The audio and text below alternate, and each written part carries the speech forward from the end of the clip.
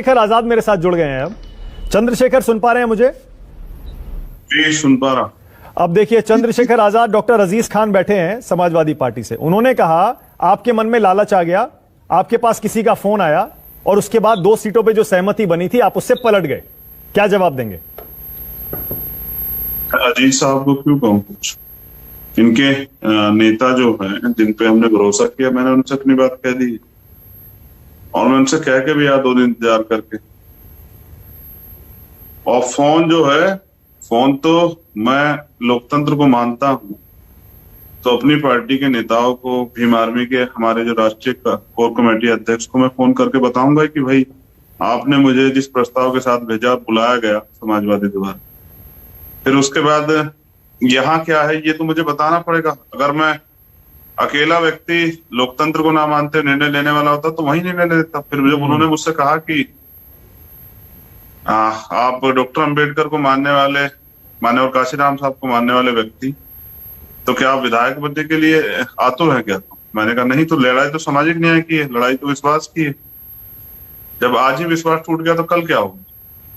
तो मैंने उनसे मना कर दिया। अभी तो कंफ्यूजन इनको ये हो रहा है, सब लोगों को, इनका कोई सहयोगी कोई बयान दे रहा है, कोई सहयोगी कोई बयान दे रहा है, जो भैया है वो कुछ और बयान दे रहे हैं, सब आपके सामने।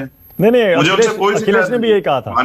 अखिलेश जी ने भी यही कहा, वो बोले कहीं से फोन आ गया, 2 सीटों पे सहमति बनी थी और आप पलट गए। खैर एनीवे, आपने जो उसका जवाब देना था आपने दे दिया। लेकिन मैं पूछ रहा हूं, आपने कहा कि आपका अपमान हुआ। मैं चाह रहा हूं जरा कहानी बताइए, अखिलेश ने कैसे अपमान किया आपका? नहीं, मैंने ये नहीं कहा कि मेरा अपमान हुआ है, मैंने कहा दलित समाज का अपमान हुआ है। कैसे? कि आप बुलाते हैं और बुलाने के बाद जब मैंने तो आपको बड़ा भाई मान के एक्सेप्ट कर लिया, और मैं समझता हूं कि बीजेपी को रोकना कितना जरूरी है। पिछले 1 महीने 10 दिन से हम लोग बातचीत में हैं, तो अब 25.5% दलितों को आप ये कह रहे हैं कि आप विधायक बन जाए। तो मैं डॉक्टर अंबेडकर को मानने वाला व्यक्ति जिन्होंने कानून मंत्री के पद से इस्तीफा दिया, मैं मान्यवर काशीराम साहब को आदर्श मानने वाले व्यक्ति जिन्होंने राष्ट्रपति के पद को ठुकरा दिया, मैं मंत्री पद के लिए वहां पर मेरे मुद्दे थे उनसे, मैंने अपनी बात रखी। मैंने कहा कि आप इस विश्वास को, अगर हम दलित समाज के लोग आप पे भरोसा करते हैं तो ये भरोसा ही तो हम जनता के बीच लेके जाएंगे। तो जब वो उनको लगता है, वो उत्साही है कि भाई वो बिना दलितों के अपनी सरकार बना सकते हैं, तो वो अगर किसी को इग्नोर किया जाता तो ये अपमान ही तो होता है। तो मैंने ये बात रखी और मुझे भरोसा है कि दलित समाज के लोगों की रीढ़ मजबूत हो रही है भीम आर्मी आंदोलन से, वो अपनी लड़ाई स्वयं लड़ेंगे। लेकिन चंद्रशेखर, आपको ये तो मानना पड़ेगा, आपने जो ये कहा कि अखिलेश को दलितों की जरूरत नहीं है, वो तो कह रहे हैं कि पिछले 4-5 दिन में ही देख लीजिए, सारे के सारे पिछड़े नेता, दलित नेता भर भर के बीजेपी से और सीधे समाजवादी पार्टी में आ रहे हैं। ऐसे में आप ये कैसे कह रहे हैं कि अखिलेश को या समाजवादी पार्टी को दलितों की चिंता नहीं है, अपमान कर रहे हैं वो, या उनकी जरूरत नहीं है? देखिए, मैं लड़ना नहीं चाहता, बड़े भाई हैं मेरे, मैं उनके बारे में कुछ नहीं कहना चाहता। मेरी तो मंगल कामना है। पिछले 5 साल में आपने देखा किसी दलित की हत्या में, यात्रा जैसा मामला हो, कोई गए हो? आपने देखा तो आप बता दीजिए। प्रयागराज में 4 दलित परिवार के लोगों की हत्या हुई 1 दिन में।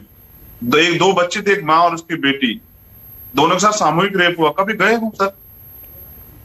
देखिए, मैं फिर कह रहा हूं, लड़ाई तो अन्याय, अत्याचार और जुल्म जाति के खिलाफ है, लड़ाई तो हिस्सेदारी की है।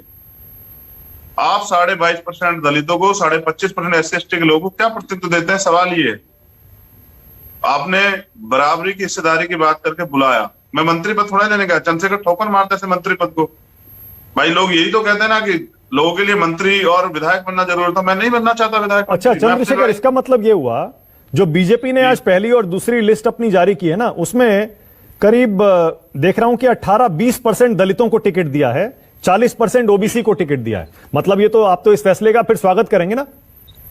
मैं क्या कह रहा हूं, 69,000 शिक्षक भर्ती में इसी सरकार से, इन्हीं मुख्यमंत्री से तो हम लोग मांग रहे थे। जो लोग हमारा वास्तविक नहीं दे रहे हैं, सीटों से आप बात कर रहे हैं, इनमें से किसी एक व्यक्ति की हिम्मत होगी कि वो मुख्यमंत्री के खिलाफ जाके वर्तमान की सरकार का जो मुख्यमंत्री है, भविष्य में जो कुछ भी होगा, सोचिए अगर किसी की सरकार इनमें से अपने पार्टी प्रोटोकॉल तोड़ के दलित हितों के लिए बात करने। देखिए, मैं आपको फिर स्पष्ट कर दूं, मुख्यमंत्री जी दलितों से कितनी घृणा करते हैं, इसका पैमाना यह है कि वो एक दलित के साथ के घर जा खाना खाते हैं और उसकी फोटो वायरल कराते हैं कि देखो हम दलित के साथ खाना खा रहे हैं, यानी कि आज भी दलित अछूत है। 25% दलितों को तमाचा मारते हैं भारतीय जनता पार्टी के मुख्यमंत्री। तो मैं, आप कह रहे हैं कि वो, मैं उनका सम्मान करूं जिन्होंने 2 अप्रैल जैसे मामले, मैंने भैया से भी कहा अखिलेश से, 2 अप्रैल जैसे मामले में जिन्होंने जो है ना हजारों लोगों का जीवन खराब कर दिया, राशुका लगा लोग जेल में डाले, आज उस बीजेपी का टिकटों से सम्मान करूं। मतलब इसका बीजेपी